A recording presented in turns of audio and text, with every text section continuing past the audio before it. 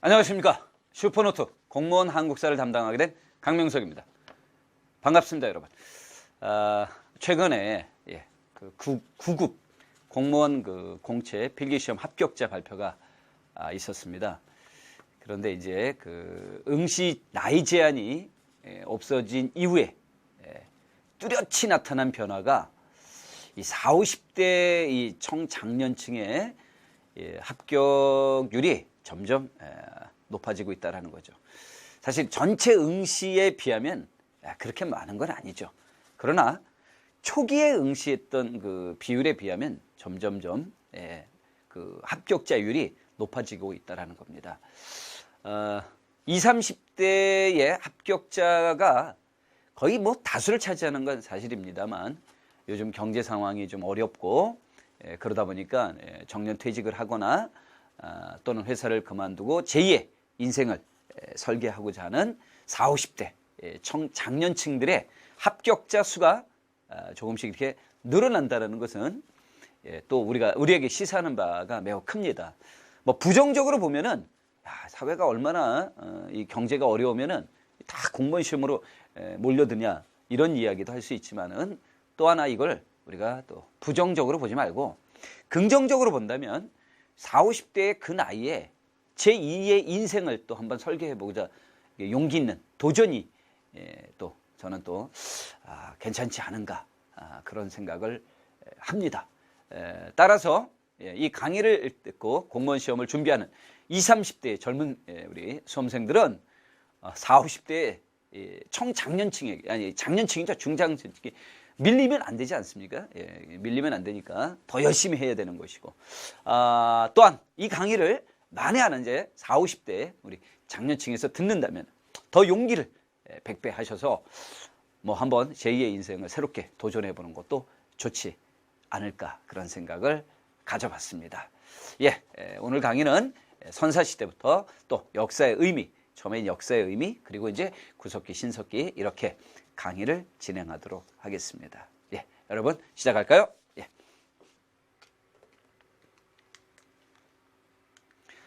먼저 보통 우리가 이제 이 한국사를 시작하게 되면요, 이게 제일 먼저 우리가 좀 준비를 해야 됩니다. 역사의 의미죠. 역사의 의미는 크게 두 가지로 나누어서 우리가 생각해 볼 수 있습니다. 첫 번째는요, 사실로서의 역사예요. 사실로서의 역사. 이 사실로서의 역사는 우리가 흔히 말하면 객관적 의미죠. 객관적 의미. 객관적 의미는 뭡니까? 있는 그대로. 사실로서는 뭐냐? 사실 그대로. 나 어제 말이야. 탤런트 누굴 만났어. 그럼 사람들이 뭐라고 하겠어요? 진짜? 이렇게 물어볼 거 아니고. 진짜? 진짜야. 진짜야. 그러면 요즘 하도 뭐 사람들이 많이 속아 지내다 보니까 진짜 그러면 안 믿거든요. 그럼 보여줘봐 이럴 거 아닙니까? 그럼 뭔가 근거가 있어야 될 거 아닙니까? 근거라는 게 뭡니까? 객관적 사실이라는 거죠. 객관적 사실. 그래서 이 사실로서의 역사는 과거에 일어났던 모든 사건들을 다 의미하는 거죠. 이 역사를 사실로서의 역사를 강조하는 사람이 대표적인 학자로서 랑케라는 사람을 우리가 들어볼 수가 있습니다. 자, 랑케는 역사가는 자기 자신을 숨기라고 했어요. 자기 자신을 숨겨라. 이 말은 뭡니까? 자기 자신을 숨겨라라는 것은 주관적 의미를 철저히 배제하라 이런 뜻입니다. 주관적 의미를 배제하라. 그러니까 자신의 속내를 드러내면 안 된다. 뭐 그런 뜻이 되겠습니다. 그래서 자기 자신을 숨기고 과거의 사실, 이거죠. 과거의 사실 이걸로만 이야기하면 된다라는 거죠. 그러니까 과거에 어떠한 사실이 있었는지 그것만 정확하게 알려주면 된다는 겁니다. 그게 랑케 주장이었고요. 그러면 이 역사를 또 하나의 측면에서 본다면 이번엔 기록으로서의 역사가 있어요. 기록으로서의 역사. 이건 뭐냐? 이건 주관적 의미죠. 주관적 의미다. 그러니까 그 기록으로서의 역사를 살펴본다면 이건 뭐냐면 역사가 선택이 됩니다. 역사가에 의해서 선택이 되고 그것이 다시 쓰여진 역사죠.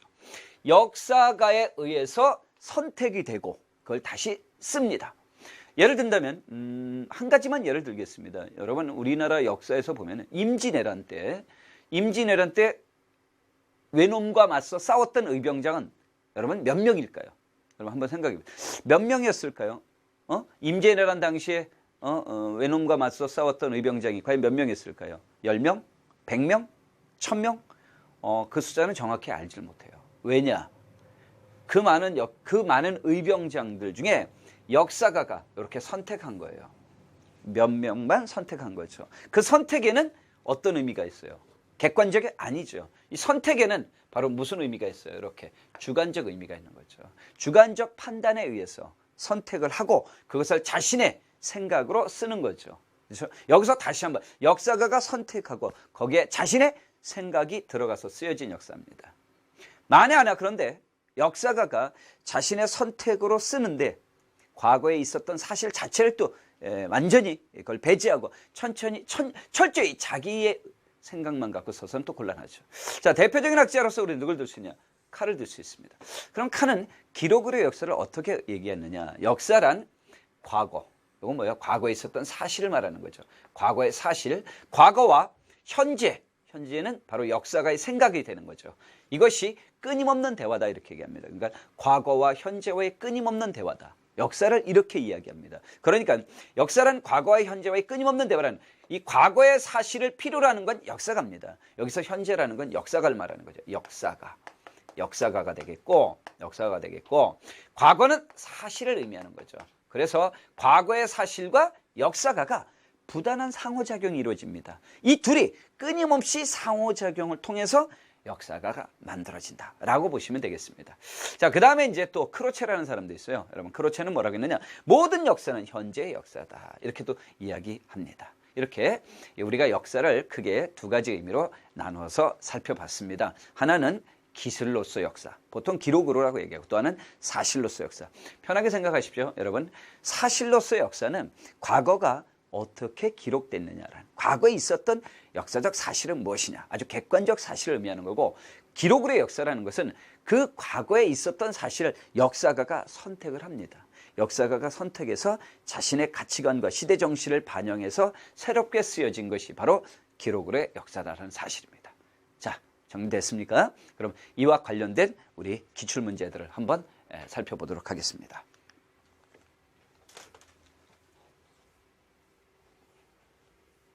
자, 다음과 같은 주장에 대해서 가장 적합한 역사 서술입니다. 역사가는 자기 자신을 숨기고 과거가 본래 어떠한 상태에 있었는가를 밝히는 것을 자신의 지상과제로 삼아야 하며 이미 오직 역사적 사실로 하여금 말하게 해야 한다. 무슨 사실? 객관적. 그렇죠? 아주 객관적 사실의 역사를 의미합니다. 따라서 이거는 사실로서의 역사를 찾아주면 되는 거죠. 그렇죠? 사실로서 역사가의 생각이 철저히 배제된 상태에서. 자, 첫 번째, 궁예와 견원은 흉악한 사람들. 여러분, 이 궁예와 견원이 흉악한 사람이라는 건 누구의 기준입니까? 누구의 기준이에요? 이거 태조, 그렇죠? 태조, 그것도 누구야? 왕건의 측면에서 본다면 그렇게 되겠죠, 그렇죠? 근데 만약에 여러분의 조상이 여러분의 선조 중에 궁예가 우리 할아버지였어요. 여러분의 선조 중에 견원이 저희 할아버지였어요 라고 한다면 궁예의 사람됨이 흉악하다라고 얘기할 수 있어요? 그건 못합니다. 그렇죠? 어떻게 감히 그렇게 얘기하겠어요? 못합니다. 그러니까 이거는 태조의 입장에서 봤을 때 저들은 흉악해야 되겠죠. 그렇죠? 이게 이제 주관적인 입장이다라고 보시면 됩니다. 두 번째, 건국초의 향리의 자제를 뽑아 서울에 머물게 하여 출신지의 일에 대하여 자문하였는데 이를 긴 제도라고 합니다. 여기는요, 어떠한 역사가의 주관적 입장이 하나도 들어가지 않았어요. 있던 사실 그 자체로 기록됐습니다. 따라서 정답은 2번이 되겠네요. 3번은 잠깐 보십시오. 묘총 등이 승리했다면 조선사가 독립적, 진취적으로 진전하였을 것이다 라고 하는 건 이제 신채호 입장인데, 이것도 마찬가지죠. 만약에 묘총이 승리하였다면, 그죠? 묘총의 입장에서 본다면 그러는 거죠. 그러나 만약에 김무식의 입장에서 본다면, 묘총이 승리했으면 큰일 났죠. 만약에 김무식의 입장에서 본다면 묘총이 승리했으면 이건 어떻게 됐겠다. 이렇게 보니까 이것도 이제 주관적 의미가 되겠고, 4번도 맞춰볼까요? 토문 이문과 압록 이서의 땅이 누구의 것인지 알지 못하게 하였으니 고려가 약해진 것은 발해를 차지하지 못하였기 때문이다. 이건 어디까지나 이제 고려적인 측면에서 본다면 그럴 수가 있다라는 거죠. 그래서 1번, 3번, 4번은 다 이제 역사가의 주관적 입장이 반영된 측면이 있습니다. 자, 다음 문제 살펴봅시다. 역사의 의미에 대한 설명 중 이번엔 옳지 않은 겁니다. 옳지 않은 거. 과거였던 사실. 이건 사실로서 역사죠. 조사되어 기록된 과거. 이건 이제 기록으로 역사가 되겠습니다. 두 가지 의미가 있다. 맞습니다. 두 번째, 사실로서 역사는 시간적으로 현재까지 일어나는 모든 사건을 의미하고, 그렇죠? 그 다음에 3번에 기록으로 역사는 과거의 사실을 토대로 역사가 이를 조사하고 연구에 주관적으로 재구성한 거. 맞죠? 그 다음에 역사를 배운다는 것은 역사가 선정하고 연구한 기록으로서의 역사를 배우는 것이다. 그게 맞겠고요. 5번, 사실로서 역사는 주관적 의미. 이게 틀렸네요. 그렇죠? 예, 사실로서의 역사는 주관이 아니라 어떤 의미라고? 객관적이라고 봐야 되겠죠? 예, 객관적 의미의 역사다라고 볼 수 있습니다. 그래서 이 문제의 정답은 5번이 되겠고요. 또 다음 문제 보겠습니다. 자, 다음 사료를 통해 추론할 수 있는 역사 서술의 특징과 맥락을 같이 하는 사례를 보기에서 골라봐라 이겁니다. 부여는 장성의 북쪽에 있으며 현도에서 천리쯤 떨어져 있는데 사람들의 체격은 매우 크고, 자, 성품이 강직 용맹하며 근엄 후덕해서 다른 나라를 노략질하지 않았다. 상당히 좋게 평가받고 있죠. 근데 이제 두 번째, 고구려는 요동의 동쪽 천리에 있다. 좋은 밭이 없어서 힘들여 일구어도 배를 채우기 부족하였다. 사람들의 성품은 흉악하고 급해서 노략질하기를 좋아했다. 와, 이거 어떻습니까? 부여에 대해서는 매우 호의적인데 고구려는 아주 부정적으로 보죠. 주관적 의미가 아주 강하다는 거죠. 따라서 이때 역사의 서술은 뭐라고 봐야 된다? 주관적이니까 뭘 찾아야 돼? 그렇죠? 예. 기록으로서의 역사를 찾아주시면 되겠습니다. 기록이라는 측면에서 이제 우리 한번 접근하도록 하겠습니다. 자, 다음 기록을 찾아야 됩니다. 기록 찾아봅시다. 김부식의 삼국사기는 불교 관련의 기사가 거의 보지 않습니다. 왜 그러겠을까요? 왜 그럴까? 여러분, 김부식은요, 유학자예요, 유학자. 유학자이다 보니까 불교 마음에 안 들지. 유학자가 불교 좋아하겠어요? 자기의 입장에서 불교가 아주 싫은 거야. 그러니까 불교 역사를 싹 뺐어. 두 번째, 고려사는 말이야, 우왕을 부정적으로 기록했어. 아니, 고려사인데 왜 고려에서 우왕을 부정적으로, 고려사를 쓴 게 언제냐면 세종 때예요, 여러분. 세종 때 김종소, 정인지 등을 하여금 조선 건국을 어떻게 했다? 조선 건국의 합리화, 이거 얘기해요. 조선을 건국하려면 조선 건국의 합리화를 위해서야.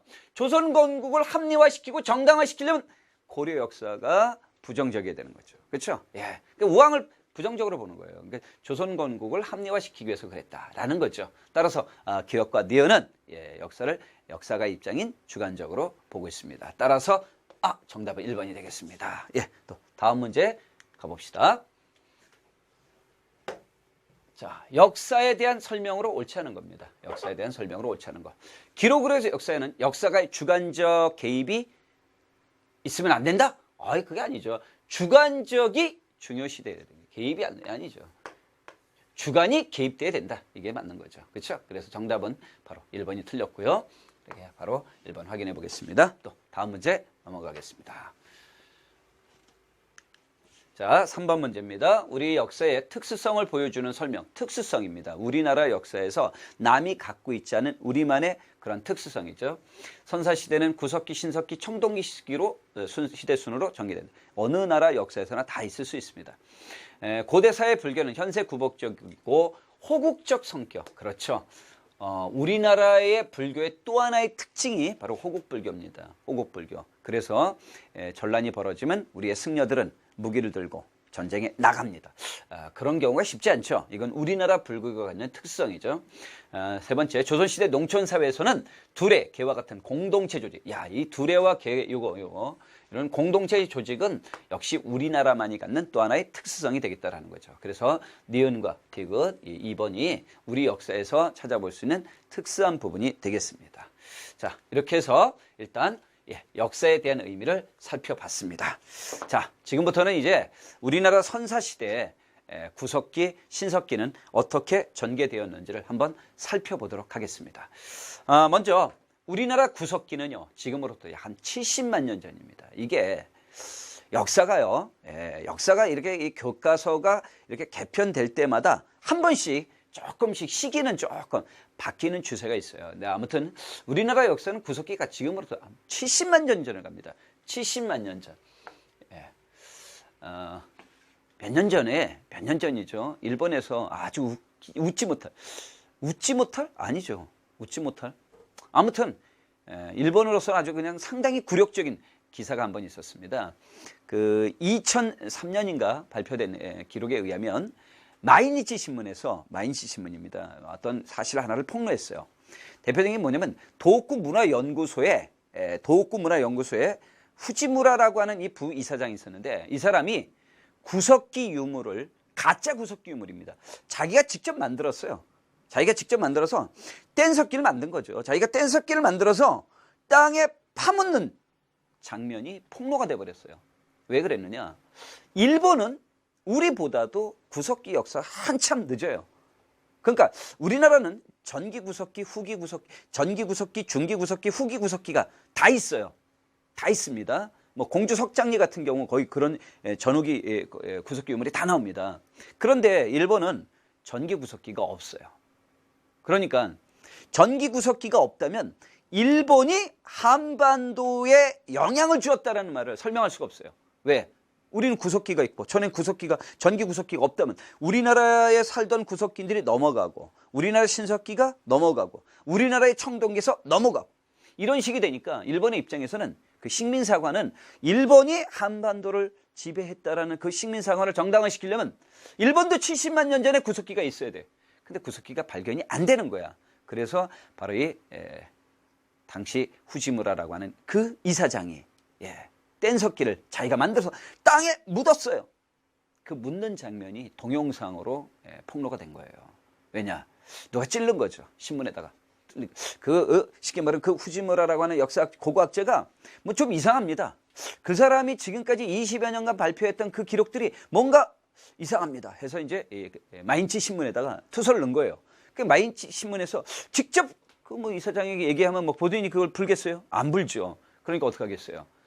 그 사람을 추격한 거죠. 추적한 거. 쭉 추적하다가 그가 어느 지역을 발굴한다는 사실을 알고 그 발굴 지역 주변에다가 이제 카메라를 딱 설치했는데, 아니나 다를까 지가 와갖고 땅을 파서 뗀석기를 묻는 장면을 이 마이니치 신문에서 동영상으로 다 촬영했어요. 폭로했어요. 그리고 폭로했어요. 일본도요, 모든 우익인, 사실 일본의 많은 우익 단체들은 일본 역사 왜곡에 아주 상당히 몰두합니다. 하지만 일본 내에도 양식 있는 사람들이 다 있다라는 거예요. 그래서 이런 부끄러운 일이 어디 있느냐? 20여 년 동안 그가 발표했던 고고학적 자료들이 다 허구야. 여러분 생각해 보세요. 일본은요, 구석기 시대 유물 하나를 가지고도 그렇습니다. 그런데 우리는 구석기 유물이 도처에 깔렸잖아.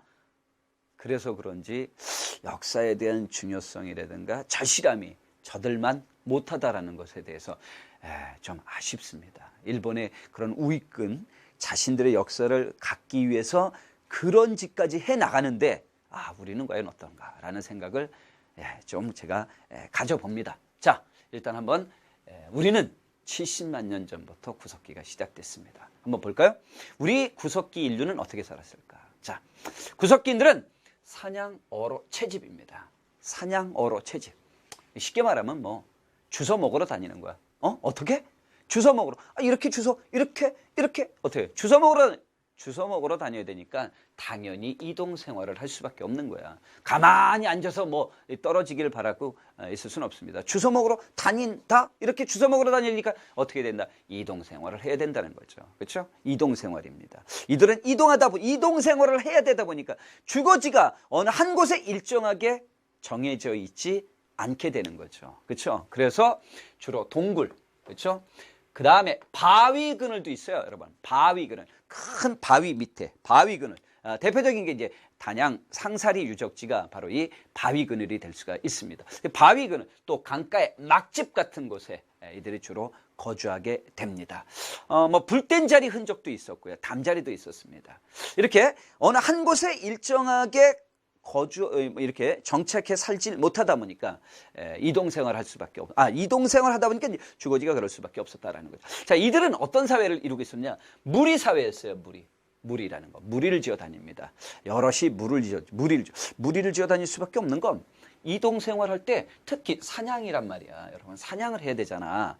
사냥을 해야 되는데 혼자 다니면 곤란하다는 거죠. 왜냐, 혼자서 구석기인데 혼자서 사냥을 다닌다. 잘못하면 자기가 사냥당해. 그러니까 여럿이 무리지어 다닌다. 우리말로는 떼지어 다닌다. 이렇게 보시면 되겠습니다. 이제 무리를 지어 다니는데 가족 중심으로 이제 공동체 생활을 합니다. 가족 중심으로 공동체 생활을 한다라는 얘기죠. 자, 그리고 이 무리에는요, 여러분 경험이 많고, 일단 첫째 경험이 많습니다. 그리고 경험이 많고 지혜로운 사람이 지도자가 되는 거예요. 야, 이 지도자의 자격은, 조건은 일단 지혜로워야 돼. 지혜롭다. 지혜롭다라는 기준은 여러분이 생각하시면 됩니다. 지혜로우면서도 일단 경험이 풍부한 사람이 지도자가 되는 거죠. 지도자는 있어요. 무리를 이끌어주는 지도자가 있지만 이 지도자는 그러면 지배 계급은 아닙니다. 그래서 구석기에는 우리 인류가 무슨 생활을 했다, 이렇게 평등 사회를 이루고 있었구나라는 걸 알 수 있습니다. 구석기인들은 그래서 이제 평등 사회를 이뤘다라는 거. 그리고 이제 이때부터 우리 인류는, 이미 구석기 시대 인류는 언어를 사용하기 시작했어요. 언어. 그리고 언어와 함께 이제 사용한 게 불입니다. 언어와 이제 불을 사용하게 됩니다. 이거 도대체 구석기인들이 언어를 사용하고 불을 사용했다는 걸 어떻게 알 수 있느냐라는 거죠. 뭐 기록을 해놓은 것도 없고, 그 당시 인류가 지금까지 살아있을 리도 없는데, 현대 과학이 그만큼 발달이 된 거예요. 현대 과학이. 그래서 이제 구석기 이 유물 중에 이제 호모 에렉투스라고 우리가 흔히 말합니다. 우리 이제 인류의 조상 중에 호모 에렉투스라는 인류가 있는데, 그 호모 에렉투스 인류 화석이죠. 이 화석 인류의 두개골을 통해서 이제 치아 구조하고 턱 구조 같은 것을 보니까 충분히 그것을 이제 컴퓨터 그래픽으로 이렇게 딱 만들어 놓으니까, 우리 현재 인류처럼 말을 할 수 있었다라는 거죠. 말을 할 수 있다. 여러분 쥐라기 공원에서 그거 아닙니까? 화석에서 모기 가지고, 거기 모기에 있는 피를 가지고 그 DNA에서 공룡만, 영화이긴 하지만 지금 현재 우리의 기술이, 과학이 그 정도는 된다라는 거죠.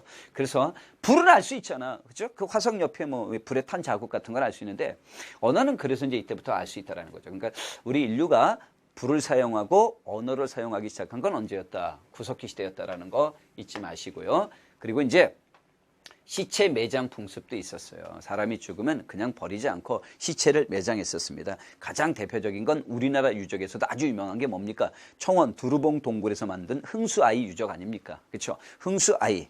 흥수아이. 아이 이름이 흥수라는 거 아닙니다. 예, 흥수아이라는 유적에 보면은 장례 풍습이 있어요. 그 당시 구석기인들이 어떻게 장례를 지냈는가라는 걸 우리가 추정할 수 있었어요. 그 그림을 보면요, 이 당시 이제 바닥에 이렇게 바닥에 화강암 돌을 이렇게 해놓고요, 그 위에 시체를 이렇게, 어린아이의 시체를 이렇게 딱 놓습니다.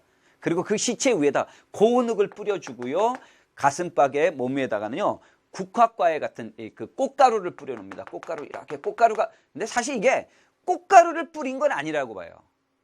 지금은 꽃가루지만 그 당시에는 뭘 뿌렸겠어요? 국화꽃 같은 것을 시체 위에다가 올려놨을 거라는 거죠. 그렇죠? 그러니까 죽은 아이를 애도하는 의도에서. 그럼 만약에 부모님 같은 경우는, 엄마 아빠 같으면 얼마나 슬프겠어요. 그렇죠? 그 아이 몸에다가 이렇게 국화꽃 올려놓고 이제 애도하는 장례식을 거쳤는데, 오랜 세월이 지나다 보니까 이제 국화꽃 같은 경우는 다 이제 어떻게 되겠어요? 다 이제 없어졌고, 이제 뭐만 남았다. 몸에 이제 이 꽃가루만 이렇게 남아있다라는 거죠. 이런 걸 보니까 이제 구석기인들도 장례 풍습을 지내왔구나라는 걸 알 수 있습니다. 자, 대표적인 이제 구석기의 유물을 보면 뗀석기예요. 뗀석기인데, 사실 구석기인들은요, 여러분, 구석기인들은 석기를 다듬는 수법이에요. 석기를 어떻게 하느냐, 이 석기를 다듬는 기법을 따라서 전기 구석기, 중기 구석기, 후기 구석기, 보통 이렇게 나눕니다. 그러면 전기 구석기는요 쉬워요. 왜냐면 이제 구석기인들도 머리가 좀 그렇잖아, 둔하잖아. 처음엔 머리가 둔하니까 이 하나 가지고 다 쓰는 거야. 그냥 편하게 하나 가지고 짱돌로 다 쓰는 거야. 찍으면 찍게 되는 거지.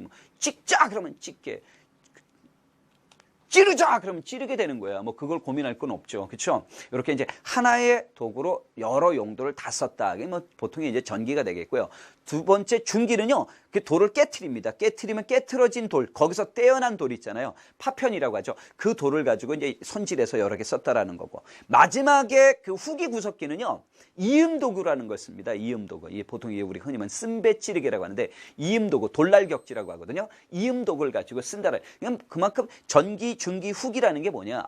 이 구석기들도 머리가 조금씩 발달이 되는 거야. 머리가 발달되면서 이제 자기에 맞게, 그렇죠? 기후에 맞게, 그 다음에 상황에 맞게 뗀석기를 여러 가지로 용도로 썼다라는 거죠. 그게 이제 뗀석기. 그 다음에 이제 뼈도구도 있고요. 뼈도구, 그렇죠? 골각기라고 하는데 뼈도구 좋죠. 그럼 생각해 보세요. 맘모스, 맘모스 같은 경우는 이 큰 매머드 같은 경우, 이 무릎뼈 같은 거나 이런 거 괜찮지 않을까요? 그런 거 하나 가지고 망치나 도끼로 만들고 괜찮을 것 같아요. 그 다음에 이제 이렇게 썼어요. 제가 찌개, 찌르개 이런 거 솔직히 사실 이런 것들은 이제 사냥용 도구가 되겠죠. 세기계도 있겠고요. 자, 예술 보겠습니다. 이제 주술적 성격. 그렇죠. 예를 들면 사냥감이 풍성해지기를 바라는 그런 주술적 성격의 이런 예술품 많이 남겼는데 단양 수양계 같은 데 보면은 단양의 수양계 같은 그림 보면 이런 것들이 많이 나타나고 있습니다. 석회암이나 동물의 뼈로 만든 조각품들이 이제 구석기 유물로 많이 남았다라고 보시면 되겠습니다. 자, 여기까지가 이제 구석기였다면 우리가 이제 또 한번 신석기를 살펴보도록 하겠습니다. 신석기는 기원전 8,000년경입니다. 8,000년. 야, 구석기가 70만 년 전이면 신석기는 이제 한 8,000년 정도. 기원전 8,000년이니까 지금이 2,000년이 넘어왔으니까, 지금 2,000년이 넘어왔잖아요. 그렇죠? 2,000년, 그건 석이란 말이야. 석이 2,000년이고 기원전이면 거기다 한 2,000년을 더 더하니까 그러면 거의 10,000년에 가깝다. 지금으로부터 따지면 한 10,000년이 된다. 이렇게 보시면 되겠습니다. 그렇죠? 자, 이때부터 인류는 농경과 목축을 시작합니다. 이게 얼마나 중요한 거냐? 얼마나 중요한 거냐면 사냥 어로 채집이라는 건 이거는 우리가 흔히 말하는 자연경제야. 자연경제. 아까 막 이렇게 주워 먹으러 다니는 자연경제라면은 농경과 목축은 생산경제야. 인류가 먹을 것을 직접 만들 수 있었다. 야, 우리가 먹을 것을 직접 만들 수 있다. 어디로 돌아다니지 않고 싸돌아다니지 않고도 우리 먹을 걸 우리 스스로 얻을 수 있었다. 이건 인류 역사에 획기적인 변화를 가져다 줍니다. 아주 획기적인 변화예요. 그래서요, 이거를 엘빈 토플러 같은 사람, 제3의 물결이라고 하는 엘빈 토플러 보면 이게 제1의 혁명이에요. 제1혁명. 이거 무슨 혁명이라고 하는 거야, 이걸. 그래서 우리가 신석기 혁명이라고 하는 거야. 신석기 혁명. 이 신석기 혁명이 갖는 의미, 무슨 뜻이냐면, 여러분, 인류의 변화의 과정을 보잖아요, 여러분. 변화 과정을 보면요. 여기 보시면요. 구석기에서 이렇게 신석기로 가는 변화와 신석기에서 이렇게 이제 청동기로 가는 변화가 있는데, 구석기에서 신석기로 넘어가는 변화의 이 변화 종류를 본다. 이게 약 한 100개 정도가 변했다면은 구석기에서 신석기 변화가 한 100개라면 신석기에서 청동기로 변한 건 얼마야? 한 300개 될 거야. 그럼 무슨 얘기냐면 신석기에서 청동기로 가면서 더 많은 변화가 일어나. 근데 청동기 혁명이라고 안 한다는 거야. 왜? 이미 신석기의 변화가 청동기 변화의 토대를 만들어 줬기 때문인 거야. 그래서 우리는 신석기의 농경과 목축을 청동기의 더 많은 변화보다도 더 높이 평가하는 거죠. 인류의 많은 문화와 문명을 만들어낼 수 있는 토대를 바로 신석기인들이 만들어냈다라는 거죠. 그 첫 번째가 바로 뭐다? 바로 농경과 목축입니다. 이걸로 인류는 이제 이동생활이 아닌 정착생활이 이루어지게 됩니다. 구석기처럼 주워 먹으러 다니며 여기 저기 막 이렇게 돌아다니지 않고 한 곳에 인류는 이제 정착생활을 하게 되었다라는 거죠. 자, 어디죠? 정착지. 해안이나 강가에서 살기 시작했습니다. 이들은 이때부터 움집을 짓고 살았어요. 움집입니다. 이 움집은요, 원형, 방형, 반지하.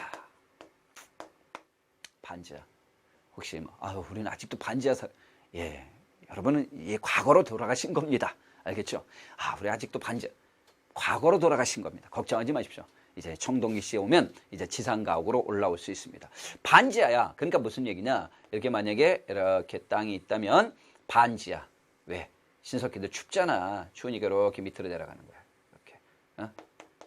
이렇게 반지하로. 알겠죠? 반지하로. 그리고 이제 중앙에 화덕이 있어. 중앙에 화덕. 중앙에 화덕이 있어. 불 뗀 자리가 요 가운데 있는 거예요. 이렇게 화덕. 알겠죠? 여기 이제 화덕. 예. 그래서 이제 불이 이렇게 막 올라와. 화덕이 여기 있어요. 알겠죠? 그리고 이제 양쪽으로 이제 기둥이 세워지겠죠? 그쵸? 여러분, 이 양쪽으로 이렇게 기둥이 이렇게, 그쵸? 이렇게 올리면 됩니다. 기둥을 이렇게. 여기서도 이렇게 올리면 되겠죠? 그쵸? 이렇게 해서 딱 올려주면 이렇게 되는 겁니다. 이렇게 해서 이렇게 세워지면 되는 거죠. 이렇게 해서 이제 움집이 이렇게 세워지면 되는 거고요. 이게 이제 반지하식이고 화덕이 중앙에 위치하고 있구나라는 거 알면 되겠고, 원형과 방형은 뭐냐면 위에서 이렇게 내려다보면 집터가 어떻게 되느냐? 집터가 원형이니까 이게 둥글 수 있고요. 그렇죠? 둥글 수 있는데 화덕이 가운데 있으니까 화덕은 이렇게 있는 거죠. 이렇게 가운데 돼야 되겠죠. 그렇죠? 만약에 방형이면요, 뭐가 둥근 게 방형이에요. 방형. 그럼 방형이면 뭐냐? 이렇게 모서리가 이렇게 둥글어야 되죠. 이렇게. 그쵸? 이렇게 모서리가 둥근데, 역시 화덕은 이렇게 중앙에 있지 마십시오. 알겠죠, 여러분? 화덕이 중앙에 있지 마세요. 왜? 화덕이 왜 중앙에? 예. 춥잖아. 조금 춥잖아. 그러니까 이제 추위를 피해야 되잖아. 그러니까 가운데 화덕을 딱 둔단 말이야. 알겠죠? 기둥은 양쪽 끝으로 이 기둥은 양쪽 끝으로 가야 돼요. 만약에 여기다 기둥 세우면 불은 잘 타겠죠, 기둥이. 그렇죠? 양쪽에 두고 이렇게 올려서 움집을 만들면 됩니다. 그러니까 원형과 방형은, 원형은 이렇게, 방형은 뭐가 둥근 형이다라고 보시면 되겠고, 그 다음에 이제 중앙에 화덕이 위치하고 물건을 저장하는 구동도 있었다라고 보시면 되겠습니다. 자, 그 다음에 이제 신석기 때부터 이제 부족 사회가 형성이 됩니다. 그러니까 무리 사회, 구석기인들의 무리 사회에서 신석기인데 부족 사회로 넘어오죠. 이 부족은요, 시족을 단위로 해서 만들어지게 됩니다. 시족을 단위로 합니다. 그래서 시족기를 단위로 했단 말이야. 시족이라는 건 뭐가 되는 거예요? 혈연이 되는 거죠. 혈연이죠. 그렇죠? 혈연이 되겠습니다. 그러니까 여러 부족이 있는데 저는 강씨예요, 강씨. 우리 강씨 시족이 이렇게 삽니다. 알겠죠? 강씨 시족이 이렇게 모여 살고요. 그 다음에 이제 김씨 시족이 있겠죠. 그렇죠? 김씨 시족이 이렇게 모여 살겠죠. 최씨 시족도 이렇게 모여 살겠죠. 그렇죠? 이렇게 여기 박씨 시족도 있겠죠. 이렇게 시족을 기본 단위로 해서 하나의 뭐가 만들어지냐? 이렇게 부족이 만들어지는 거죠. 알겠죠? 시족을 기본 단위로 해서 부족이 만들어집니다. 절대로 같은 시족 안에는 결혼하지 않습니다. 그걸 우리가 뭐라고 한다? 조계혼이라고 하고요. 그렇죠? 네, 조계혼이라고 하죠. 뭐 우리 민법에도 그런 거 있었잖아요. 동성동목끼리 혼인하지 않는다. 이걸 뭐 우리 조계혼. 야, 신석기 풍습을 얼마나 오랫동안 지킨 거야. 아무튼 조계혼이다. 그러니까 같은 시족끼리 결혼하지 않는다라는 거고요. 여기도요, 여러분, 평등사회입니다. 평등사회. 신석기인들도요, 여러분, 지도자는 있지만 지배계급이 없는 평등사회였습니다. 그리고 중요한 일은 시족회의에서 이루어집니다. 시족회의에서, 중요한 일들은 시족회의에서 합니다. 그러니까 각 시족장들이 다 모입니다. 야, 시족장들, 아빠들, 그쵸? 아빠들 또는 아니면 할아버지들, 시족장들이 이렇게 다 한 곳에 모여서 회의를 합니다. 이렇게 한 곳에 모여서 할 때 만장일치입니다. 이 만장일치라고 하는 이 시족 회의가 이담 신라 무슨 회의로 이렇게 화백회의로 이렇게 이어집니다. 그래서 이 화백회의가 시족사회의 전통을 계승한 풍습이다. 우리가 이제 감히 그렇게 얘기할 수 있겠다 싶어진 거죠. 자, 그 다음에 이제 신석기인들의 유머를 좀 보겠습니다. 간석기가 있고요. 뭐 갈아 썼다 해서 간석기가 있고, 여러 가지의 농기구가 있습니다. 농경과 목축, 농경이 시작됐으니까 여러 가지 농기구가 있겠죠. 뭐 돌갱이나 맷돌 같은 것도 있고요. 토기를 사용했어요, 여러분. 신석기인들에게 있어서 상당히 중요한 게 토기입니다. 그 토기 중에서도 빗살무늬 토기를 우리가 또 빼놓을 수가 없습니다. 신석기인들에게 토기는요, 어떤 의미를 담고 있느냐? 요즘식으로 말하면, 우리가 말하면 그릇이죠. 음식을 저장하거나 조리하기 위해서. 그런데 왜 빗살무늬 토기는 왜 밑이 뾰족하냐? 왜 밑이 이렇게 뾰족하냐? 이거죠. 그렇죠? 신석기인들은 왜 빗살무늬 토기는 왜 이렇게 뾰족할까요? 이 토기는 왜 만들었을까요? 이 토기는 이 토기는 왜 만들었을까요? 왜 만들었을까요? 이걸 만든 이유는 그거죠. 이렇게 음식물을 어떻게 하고 저장할 수도 있고, 그 다음에 뭐 할 수도 있다고? 조리할 수도 있죠. 그런데 토기의 밑이 뾰족한 이유는 신석기인들의 주거지가 해안이나 강가였기 때문에. 그렇죠? 강가였기 때문에 바닥의 토양이 비교적 부드러워. 그래서 이렇게 흙이 있으면 거기다 이렇게 꾹 눌러서 쳐박아 갖고 쓰게 된다라는 거죠. 그러면 이제 물건을 많이 저장할 수 있고 또 음식을 익혀서 먹을 수도 있고 뭐 이런 것들이 빗살무늬 토기의 용도였다라고 보시면 됩니다. 뭐 빗살무늬 토기 이전에는 뭐 이른 민무늬, 덧무늬 토기 이런 다양한 토기들이 신석기인들을 통해서 이제 사용했었습니다. 또한 원시 수공업이 발달했죠. 원시 수공업입니다. 그래서 이제 가락바퀴, 우리 이제 방추차라고 하는데 가락바퀴와 뼈바늘을 이용해서 이제 뭘 했다. 의복, 옷을 만들어 입었단 말이야. 그러면 그러면 구석기인들 이렇게 생각하시면 됩니다. 여러분, 구석기인들은요 이동 생활을 해요. 이동 생활합니다. 저들은요 비록 배는 고파도요 옷은 따뜻한 옷을 입었어요. 바로 동물 가죽입니다. 대표적인 게 모피예요.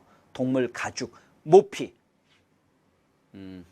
제가 이 모피 값이 얼마나 비싼지 모르고 우리 애들 엄마한테 겨울에 따뜻한 거 뭐 입을 것도 마땅치. 그래서 내가 쉽게 모피 하나 사줄까 그랬더니 애들 엄마가 아주 그 미소가 묘한 미소였어. 아무튼 그 미소를 저 미소를 내가 어떻게 판단해야 될지 모르는. 나중에 현장에 가서 보고 내가 알았죠.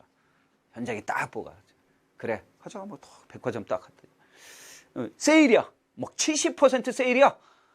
70% 세일이면은 뭐 지가 뭐 가봐야 얼마 가겠어. 딱 봤는데 70% 세일인데 모피가 300만 원이야. 70% 세일이 300만 원이야. 네, 이게 점원한테 그랬어. 점원한테 30만 원짜리 잘못 쓴 거야. 난 30만 원이면 사주려고. 30만 원 아니에요? 이거 30만 원 아니에요? 이랬더니만 그 점원이 저보고 그냥 오리털 파카 입으세요. 그래, 저보고 오리털 파카 입으세요. 30만 원짜리 파카 300만 원이야 세일. 이거 얼마야 그러면? 1000만 원? 내가 그랬어. 우리 애들은 먹어. 당신 김혜수도 아닌데 뭐 1000만 원짜리 뭐 핍냐 그랬지. 응? 굴욕을 당했어. 옛날에 결혼하기 전에 저희 어머님이 자개농을 그렇게 갖고 싶어해. 근데 자개농 사준다고 가구점 갔다가 1000만 원짜리 이렇게 딱 보고 1000만 원 보고 내가 도망쳤거든. 두 번째 굴욕당한 거야. 모피 300만 원. 그 세일이에요, 여러분. 70% 세일이 300만 원이에요. 우리 남성분들 잘하세요. 모피 함부로 사줄 거 못 돼요. 모피 그거요. 못 입어요. 우리 같은 사람 왜 못 입는 줄 알아요? 저도 못 입어요. 왜 못 입는 줄 알아요? 드라이 40만 원 내고 드라이 해야 돼. 40만 원 내고 드라이 할 거라면은 겨울에 코트 하나 사서 입고 버려. 안 그래? 이건 저도 못 입어요. 이거 저도 못 입어요. 우리는 이런 거요 못 입어요. 그런데 이걸 구석기인들은 입었어요. 모피 있고요. 오리털 파카 있고요. 구석기인들은 그렇게 입고 단벌 입고 평생을 다녔어요. 이동했어. 그런데 항상 그렇게 입고 다녔잖아. 근데 신석기인들은 한 곳에 정착하다 보니까 오리털 파카, 모피 입고 땀나서 견딜 수가 없다. 땀띠 나서 견딜 수가 없는 거야. 왜? 추웠다 더웠다 하니까는 추울 땐 괜찮은데 더울 땐 벗어야 될 거 아니야. 그렇죠? 그러니까 이제 벗어야 되잖아. 그래서 결국은 가벼운 옷차림이 필요해서 가락바퀴나 뼈반을 가지고 이제 옷과 그물을 만들게 됩니다. 옷과 그물을 만들어서 이제 가볍게 옷을 입게 됩니다. 자, 뭐 주술적 예술 가겠습니다. 주술적 신앙의 예술이 이제 발달하기 시작했고 이때는 종교와 아주 밀접했습니다. 대표적인 건 이제 또 종교로서 애니미즘, 모든 만물에 영혼이 있다고 믿는 애니미즘. 그 다음에 무당을 숭배하는 게 샤머니즘도 있죠. 무당의 주술이죠. 무당의 주술, 샤머니즘. 자기 부족의 특정한 수호신, 그렇죠? 예, 토테미즘입니다. 우리 역사에는 이제 곰이 나오고 그 다음에 호랑이가 나옵니다. 그렇죠? 곰과 호랑이가 나옵니다. 곰, 호랑이. 예. 우리 민족은 곰민족. 그래서 항상 어릴 때 듣던 말이 어머님들한테 듣던 말이 겨울방학 때 밖에 안 나가고 이불 뒤집어 싸고 뒹굴면 에이 곰탱아 하는 게 우리 민족이야. 알겠지? 그 소리를 한 번쯤 들었다면 여러분들은 곰의 민족입니다. 저는 그런 것 같아요. 곰탱이 그런 소리 많이 들었어요. 에이 곰탱아. 그래서 야구팀도 두산 배웠죠. 저는 참고로. 예, 곰탱입니다. 예, 우리 곰의 민족이죠. 아무튼. 자, 이렇게 해서 구석기하고 신석기를 대략 나누어 봤습니다. 자, 이제 관련된 기출 문제들을 쭉 한번 살펴보고 유물들도 한번 쭉 보도록 하겠습니다. 자, 한번 볼까요? 예.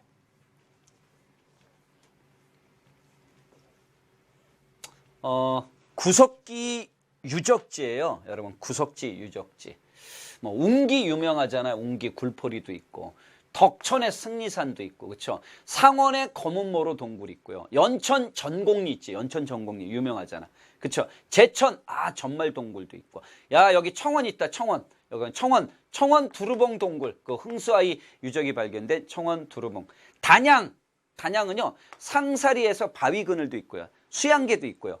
유명한 공주 석장리도 있고 뭐 이렇게 보시면 되겠죠. 예, 구석기 유적지 아주 우리나라 다양합니다.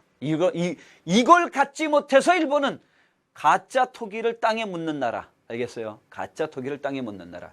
한심한 나라. 아니에요. 얼마나 절박했겠어요. 한심하다고 할 게 아니라 얼마나 절박했겠어요. 걔들은 얼마나 이게 부러웠겠어. 우리 지천에 깔린 짱돌을. 자, 이제 한번 볼까요? 구석기의 대표적인 뗀석기, 주먹도끼죠. 주먹도끼입니다, 여러분. 예, 여기 이렇게 딱 잡으면 됩니다. 알겠어요? 잘 보십시오. 이게 손에 딱 들어오게 깬 거예요. 이렇게 손에 이렇게 딱 잡으면 돼요. 알겠어요? 잡아서 이걸로 빡 치는 거예요. 응? 딱 여기 잡으면 미끄러지는데 어떻게 해? 여기 잡지 마. 여기 잡으면 찢기는 좋은데 이게 잘 안 돼. 이게 딱 잡아서 빡. 응? 주먹도끼 알겠죠? 예. 쓴배찌르개 이음도구 후기 구석기 잘 보십시오. 쓴배찌르개라는 것은 어디를 말하는 거예요? 여기를 말하는 거예요.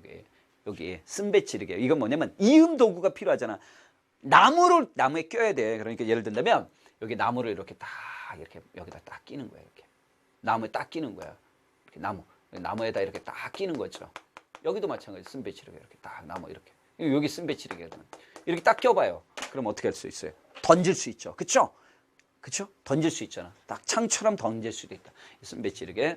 그 다음에 뗀석기. 이제 흑요석으로 만든 뗀석기도 있고. 흥수아이. 아까 말씀드렸습니다. 흥수아이. 여기 이제 국화꽃이 이렇게 꽃가루가 있었다라는 거고요. 이게 이제 요게 뭐냐, 요게 화강암 바위돌입니다. 화강암 바위 위에다가 시신을 올려놓고 그 위에다 이제 아마도 그 당시 국화꽃을 올려놨을 거니까 이때의 장례식은 아마도 가을이었을 거다라는 계절까지 추정이 가능하게 되는 거죠. 그렇죠? 이거는 이제 완전히 이 유골을 가지고 복원시키니까 이 정도 된다라고 보니까 5, 6살 정도의 어린아이가 아니었겠느냐. 한참 이쁠 때죠. 그렇죠? 예. 저의 기억에는 우리 아이가 가장 이쁠 때, 요때 정도. 그렇죠? 아빠에게 이제 막 우리 딸내미 같은 경우 이제 막 입 바른 소리 제일 많이 할 때, 담배 냄새 때문에 이제 담배 냄새 싫어서 뽀뽀를 거부하기 막 할 때, 그럴 때 말 많을 때, 말 많을 때. 자, 그다음 또 한번 살펴보겠습니다. 이제 신석기에 다양한 유적지들이 있어요. 제주 한경 고산리죠. 예.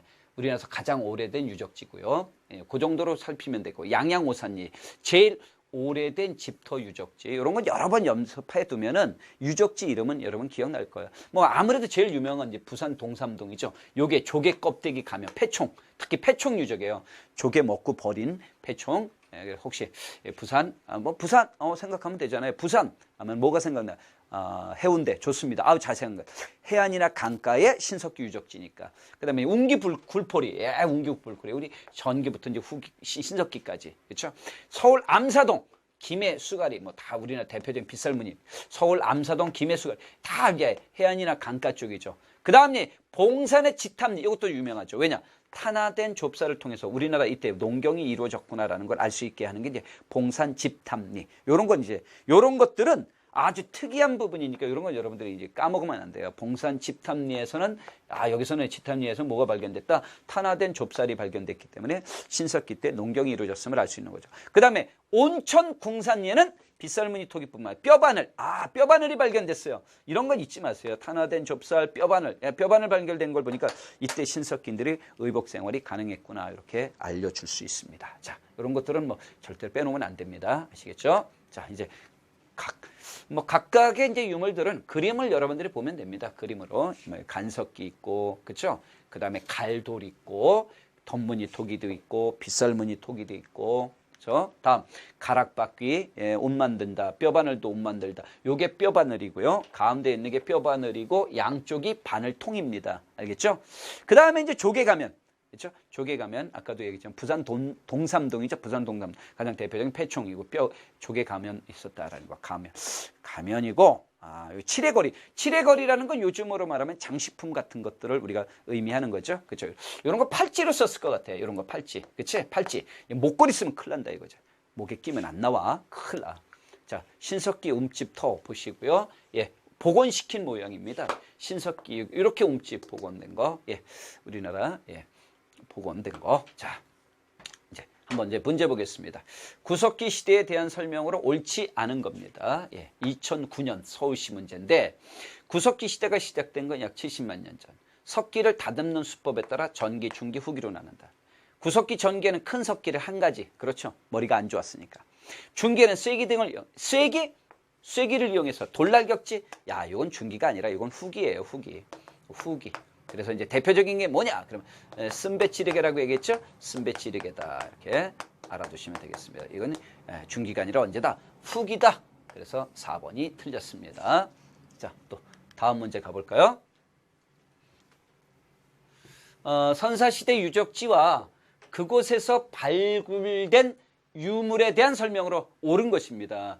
부산 동삼동 유적, 그 다음에 제주도 한경의 고산리 유적, 양양의 오산리 유적, 우리 방금 본 신석기 유적지죠. 신석기 청동기다 틀렸다라는 거죠. 그래서 기억이 틀렸고요. 니은과 디귿이 그럼 답이 돼야겠죠. 니은과 디귿. 그럼 몇 번입니까? 3번이 답이 되겠습니다. 3번이 답이다. 죄송합니다. 바로 또 넘어갔네요. 선사시대에 대한 설명으로 옳지 않은 거죠. 행안부 문제였는데 옳지 않은 거. 구석기 시대는 무리 중에서 경험이 많고 지혜로운 사람이 지도자가 됐으나 권력을 갖지는 않았다. 맞습니다. 2번, 신석기 시대 대표적인 토기는 빗살무늬 토기이지만 이보다 앞선 토기도 있었다. 무슨 토기죠? 이름무늬 토기, 덧무늬 토기 등이 있었습니다. 그 다음에 3번, 신석기 시대의 부족은 혈연을 바탕으로 한 시족을 기본 단위로 하였다. 모두 맞았고요. 구석시대 대표적인 사냥 도구로는 글개, 밀개. 막 긁는 걸로 사냥해? 긁는 걸로? 골치 아프죠. 이건 조리용이야, 조리용. 그러니까 사냥 도구는 아까 얘기했잖아. 찢게, 그 다음에 찌르게 이런 거죠. 그렇죠? 틀렸다. 4번이죠.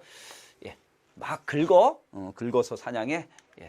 그 다음에 다음 유물이 최초로 사용되던 시기에 대한 설명으로 옳은 거. 가락바퀴 뼈바늘 돌보습. 어느 시대야? 신석기. 신석기 찾아달라는 거죠. 뭐. 쉽네요. 그러면 부족은 혈연을 바탕으로 한 시족을 기본 구성은. 맞았네요. 그냥 바로 1번이 되겠네요. 그렇죠? 혈연을 바탕으로 시족을 기본 단위로 했다. 그렇죠? 그럼 왜 2번은 왜 틀릴까? 움집은 중앙에 있던 화덕이. 중앙에 있던 화덕이 한쪽 벽으로 옮겨진다. 그럼 이건 청동기가 되는 거예요. 알겠죠? 안 했잖아. 미성시 청동기, 저수 변홍사 청동기. 그래서 정답은 1번이 되겠습니다. 또 다음 문제 가볼까요? 다음 설명 중 역사적 시기가 다른 하나야. 다른 하나. 하나씩 쭉 정리해 볼까요? 황해도 봉산 집탐리에서 나온 탄화된 좁쌀을 통해 농경의 흔적. 신석기. 부산 동삼동 폐총에서 나온 조개 껍데기 가면 신석기. 단양 수양계에서 나온 물고기 조각을 통해 물고기가 잘 잡히기를 지원했다. 이건 구석기. 평안남도 온천 궁산리에서 나온 뼈바늘을 통해서 직접 신석기. 그러면 이제 다른 하나를 찾아라. 그럼 몇 번? 3번만 구석기가 되겠죠? 그래서 이 문제는 3번이 정답이 되겠습니다. 자, 죄송합니다. 자, 이렇게 해서 신석기 만져 문제까지 살펴봤습니다. 자, 일단 오늘은 첫 강의고 해서 구석기하고 신석기, 그리고 이제 우리나라의 역사 의미 이렇게 두 가지 단원으로 정리를 해봤습니다. 다시 한번 잠깐 여러분 내용을 점검해 본다면 역사는 사실로서 역사와 기록으로 역사. 이 사실은 객관적. 그 다음에 기록은 주관적. 다음 구석기하고 신석기를 구분하는 기준은 구석기는 이동, 신석기는 정차. 그러면 이동할 수밖에 없었던 이유는 뭐 때문이냐? 사냥어로 채집. 신석기가 정착해야 되는 이유는 뭐냐? 농경. 자, 이걸 기준으로 해서 잘 알아두시면 좋겠습니다. 여러분, 오늘은 여기까지 하겠습니다. 여러분, 수고하셨습니다.